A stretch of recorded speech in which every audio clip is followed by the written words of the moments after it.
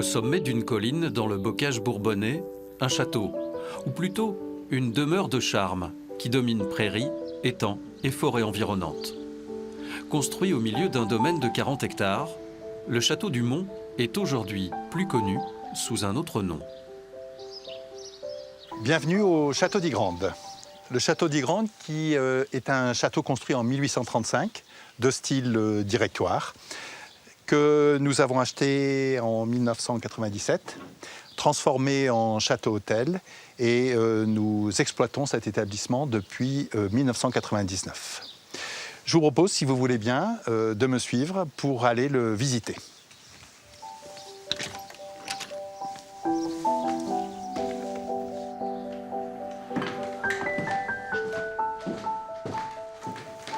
Bonjour mesdemoiselles. Bonjour monsieur. Bonjour monsieur. Alors comment se présente la soirée?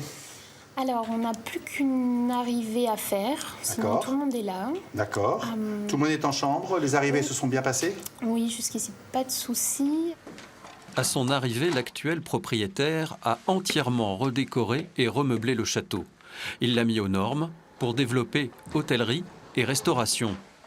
Dans les étages, 19 chambres.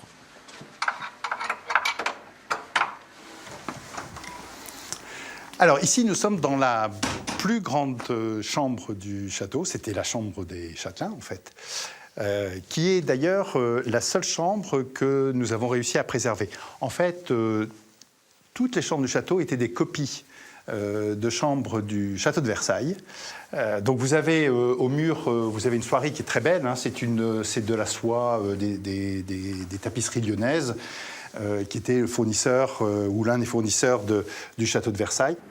Pour s'installer, Pierre-Marie Tissier cherchait un château dans l'Allier ou les départements voisins. Pas trop loin de Paris, mais pas trop près non plus. Durant 4 mois, il a visité près de 40 propriétés avant d'avoir un coup de cœur. Cela se passe souvent comme cela avec les châteaux. Celui-ci, je l'ai visité presque à contre-cœur, mais tiré par un marchand de biens qui m'a fait visiter ce château au mois de novembre, par un temps détestable. Il pleuvait des hallebardes. Je me suis embourbé avec ma voiture dans le parc. C'était le dernier jour où on aurait pu imaginer que j'aurais ce coup de foudre. Et ce coup de foudre, je l'ai eu d'abord par la vue panoramique, que je ne voyais pratiquement pas, mais je le devinais, et également par les écuries, parce que je savais qu'il y aurait un jour, le plus vite possible, il y aurait des chevaux. C'est un PRE, c'est-à-dire un Puras espagnol. Des chevaux, il y en a 25 dans le Haras.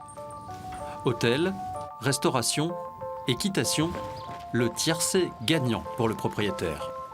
Vous avez des hôtels qui ont 3 poneys au fond de la cour pour faire de la promenade, où vous avez les chevaux camargués au sein de Paris-la-Mer. C'est un positionnement différent. Nous, quand je dis une équitation professionnelle, ça veut dire qu'on a des installations importantes, on a 2 moniteurs, et on fait des stages de perfectionnement, d'instruction, de dressage, de saut d'obstacles. Serve speed, little quickly. On a actuellement des Allemandes, des Anglaises. On a une femme qui vient de Dubaï, qui est arrivée hier de Dubaï pour passer une semaine chez nous pour monter à cheval, ce qui est quand même extraordinaire.